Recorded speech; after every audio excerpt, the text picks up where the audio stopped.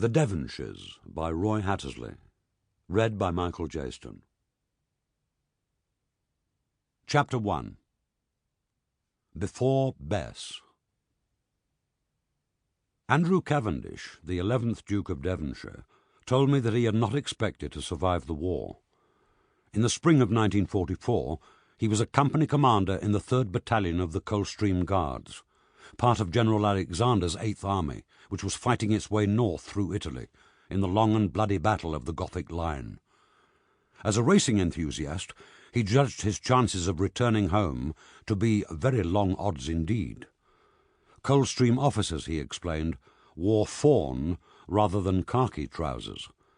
As a result, they could be identified and picked off by German snipers. I asked the obvious question: why did they not abandon what was surely no more than an affectation and revert to regulation uniform? Before he replied, the Duke paused in astonishment.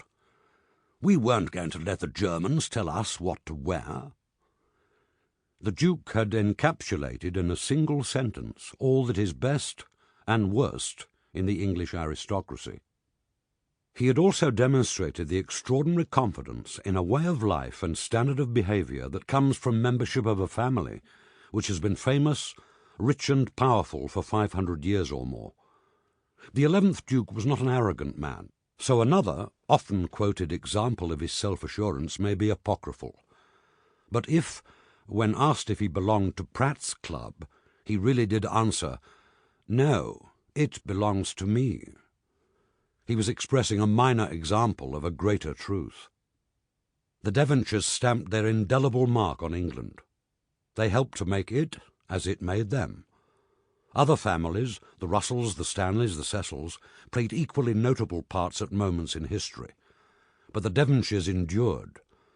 The family administered the dissolution of the Monasteries, fought but failed to save Charles I, schemed successfully to depose James II, and produced a prime minister in the 18th century, and in the 19th, a politician who was described by John Buchan in The Three Hostages as the epitome of Englishness.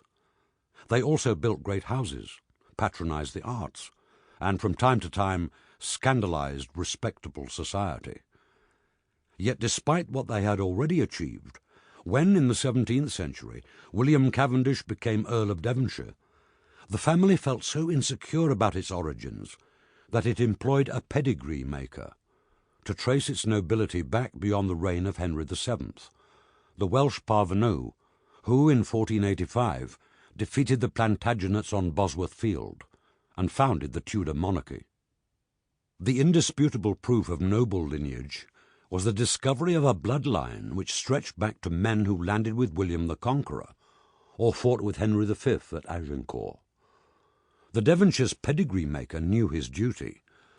He obligingly provided both a Norman and an Angevin knight, with equally dubious provenance. So the Cavendish story begins with a confusing mixture of fact and fiction. The family was happy to accept the inventions as historical truth. The first myth was built around Robert Gernon.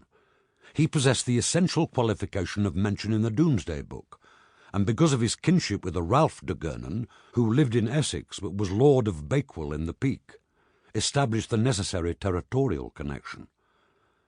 It was then necessary to find a suitable descendant who could relate Gernon to the Tudor Cavendishes.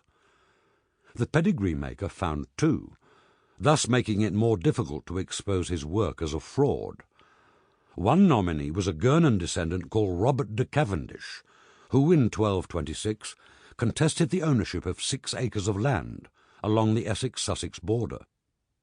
The only real evidence to support his claim to membership of the dynasty was his passion for the acquisition of land, an obsession which for the next 500 years was a defining Cavendish preoccupation. The second contender was a Gernon who was said to have changed his name in order to inherit Cavendish Manor in Suffolk. In 1359, Cavendish Manor was certainly owned and occupied by a Sir John Cavendish, a busy and successful lawyer who became a judge.